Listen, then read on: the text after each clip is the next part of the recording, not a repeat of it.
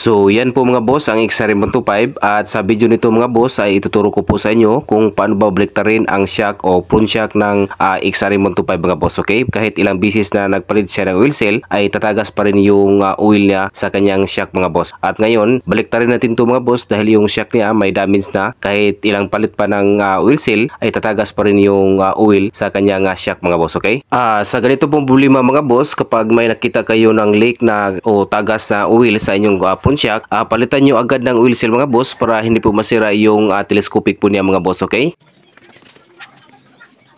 so tingnan nyo mga boss, ito po ang damage o sira na kanyang inner tube o telescopic mga boss. So kahit ilang palit pa ng oil seal ay tatagas pa rin yung oil mga boss. So ang gawin po natin ay baliktarin po natin itong shock mga boss para mapagkinabangan pa itong shock mga boss. At sundan nyo ang video nito mga boss kung paano ko ito ibaliktad mga boss. Ang una po natin gawin mga boss, i-pull out po natin itong isang shock mga boss. Isa lang po ang shock may gas-gas mga boss.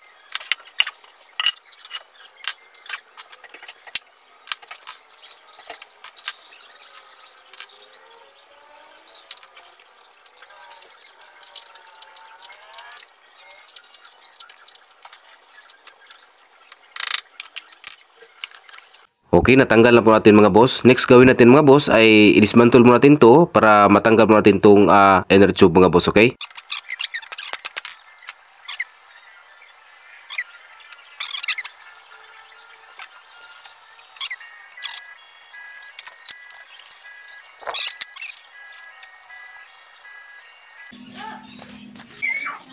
so ito na ang damage mga boss, kitang-kita mga boss, napakalalim po yung damage niya at sure po na kahit bago pang oil seal kinabit nyo ay sirain po niya ang oil seal at tatagas po ulit ang kanyang oil mga boss. At ngayon baliktarin po natin ito mga boss. Ang purpose po na bakit po binaliktad po natin dahil yung dapat po ito yung gas-gas na telescopic ay mapunta po sa itaas mga boss, tapos itong sa itaas makinis pa, tingnan nyo wala pang gas-gas, at ito naman na portion sa bandang itaas na wala pang gas-gas dahil binaliktad po natin ito na portion ay ito po ang dadapat sa kanyang outer tube banda sa oil seal mga boss. Okay, para hindi po malaki ang gastos mga boss, hindi na tayo pumunta sa machine shop at i-DIY mo natin ito mga boss at gumamit lang po tayo ng welding at sander pang cutter mga boss. Sundan nyo ang video nito mga boss kung paano to ibaliktad mga boss. Okay, ang una po ninyong gawin mga boss, itong portion na ito dito po ang guide ng ating damper rod ng ating telescopic. Kakatingin mo natin ito mga boss dito na portion at gumamit na po tayo ng sander pang cutter mga boss. Okay, at sunod po ninyo puputulin mga boss ito pong banda sa itaas na may traha mga boss. Okay, at 1 inch lang po ang distance inyong kakatingin mga boss para hindi po masira yung traha mga boss. Okay, kahit estimate nyo lang basta hindi po masugatan o masira ang traha ng ating telescopic mga boss. Okay, at ngayon umpisahan natin mga boss, gumamit na po tayo na pang cutter sa ating inner tube mga boss. Okay,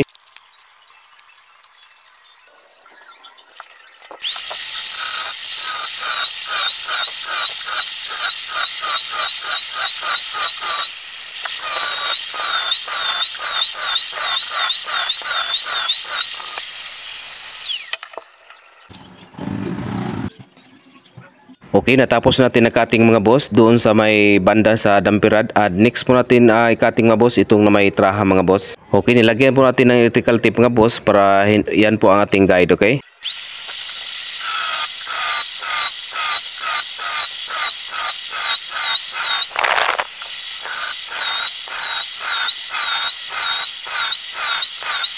okay, naputol na po natin mga boss sa may bandang traha mga boss. Okay, ang next gawin natin mga boss, itong pinutol natin na may traha mga boss, doon po natin idugtong sa kabilang side na ating kinatingan natin mga boss. Okay, dito po natin idugtong mga boss. Okay, at dito naman po sa kabilang side mga boss, yung pinutol natin na may traha, ang gawin po natin dyan mga boss, lagyan po natin ng lock washer mga boss. Okay, tingnan nyo. Yung lock washer mga boss, yung kasya-kasya po sa kanyang damper rod para yan po ang guide o stopper na ating damper rod. At dito po natin i-pull weld mga boss. Okay, by the way mga boss, gumawa po tayo ng DIY tools para silbi nating guide na hindi po tayo mahirapan sa pagdugtong para makuha po natin ang sentro ng ating dinugtong na shock sa katulad nito mga boss. Okay,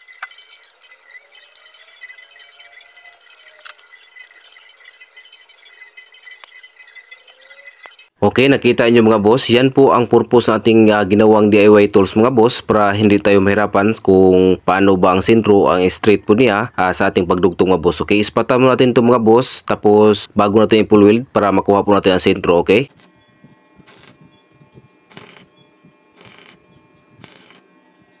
At ngayon tapos natin na ispatan mga boss at i-full weld na po natin ito mga boss, okay?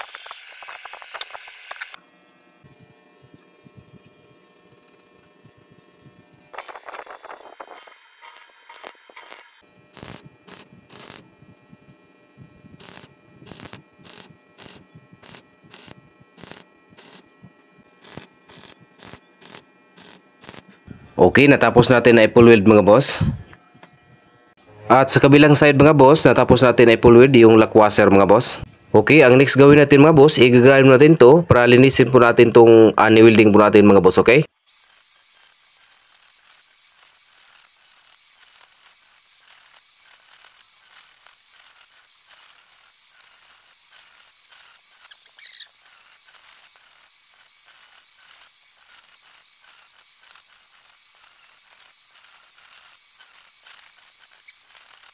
At next mga boss, ito po ang pang-final natin grind mga boss para malinis po ang ating trabaho.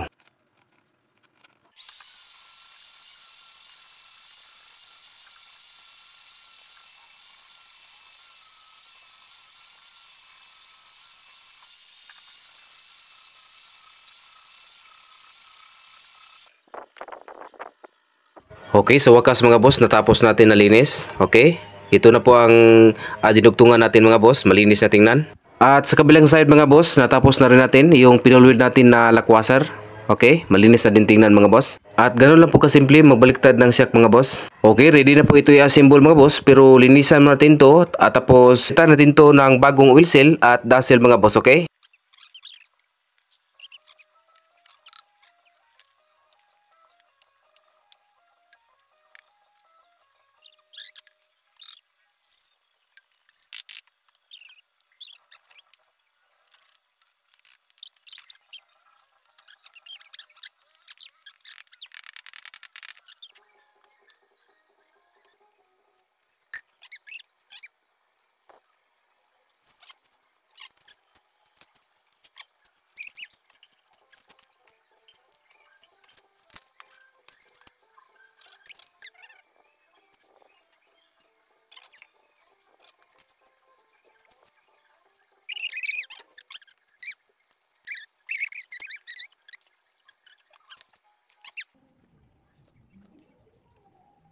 At ngayon mga boss, natapos natin na assemble at bago na ang kanyang oil seal at dazzle mga boss.